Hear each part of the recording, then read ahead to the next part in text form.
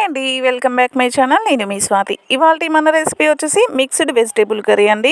Cauliflower ఆలుతో ఒకసారి ఇలా try చేసి చూడండి. టేస్ట్ అయితే చాలా బాగుంటుందండి. చపాతీకైనా రోటీకైనా రైస్ లోకైనా చాలా బాగుంటుందండి. తప్పకుండా ఒకసారి చూసి ట్రై చేయండి. ముందుగా స్టవ్ పైన కడాయి పెట్టుకొని ఆయిల్ వేసి వేడి చేసుకోండి. ఆయిల్ వేడైన తర్వాత అర స్పూను జీలకర్ర, అర స్పూను ఆవాలు వేసి ఫ్రై చేసుకోండి. అవి కొంచెం ఫ్రై అయిన తర్వాత కట్ చేసుకున్న పచ్చిమిర్చి వేసుకోండి. పచ్చిమిర్చి కూడా ఫ్రై అయిన తర్వాత ఒక 2 రెమ్మల కరివేపాకు కూడా వేసుకొని ఫ్రై చేసుకొని ముందుగా కట్ చేసి పెట్టుకున్న ఉల్లిపాయ ముక్కల్ని వేసుకోండి.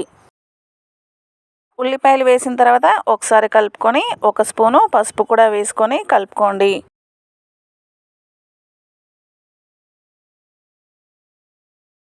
ఉల్లిపాయలు ఫ్రై అయ్యేలోపు మనం అల్లం వెల్లుల్లి పేస్ట్ దంచుకుందామండి. ఒక 5-6 వెల్లుల్లి రెబ్బలు, 1 ఇంచు అల్లం ముక్క వేసుకొని ఫ్రెష్గా దంచుకొని వేసుకోండి.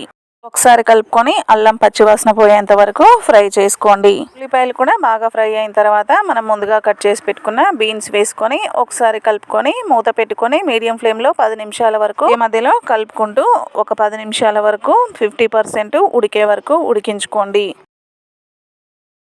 ఒక 50% ఉడికిన తర్వాత ఒకసారి కలుపుకొని మనం ముందుగా కట్ చేసి పెట్టుకున్న ఆలుగడ్డ ముక్కల్ని కూడా మొత్తం వేసుకొని ఒకసారి బాగా కలిసేలాగా కలుపుకోండి.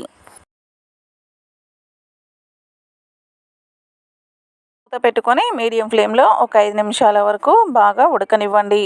ఆ తర్వాత ఒక అర స్పూన్ వరకు ఉప్పు వేసుకొని ఒకసారి కలుపుకొని మరొక 5 నిమిషాల వరకు ఉడకనివ్వండి. ఉప్పు వేయడం వల్ల ఉల్లిగడ్డలైనా బీన్స్ అయినా కొంచెం తొందరగా ఉడుకుతాయండి. అది కాకుండా మరీ చప్పగా ఉండకుండా టేస్ట్ బాగుంటుందండి. మధ్యలో ఉప్పు వేసి కలుపుకుంటే ఉల్లిగడ్డలు కూడా ఉడికిన తర్వాత ముందుగా మనం ఉడికించి పెట్టుకున్న కాలీఫ్లవర్ వేసుకొని కలుపుకోండి. కాలీఫ్లవర్ ఎప్పుడైనా మనం ఉడికించిన తర్వాతనే ఏ రెసిపీకైనా వాడుకోవాలండి.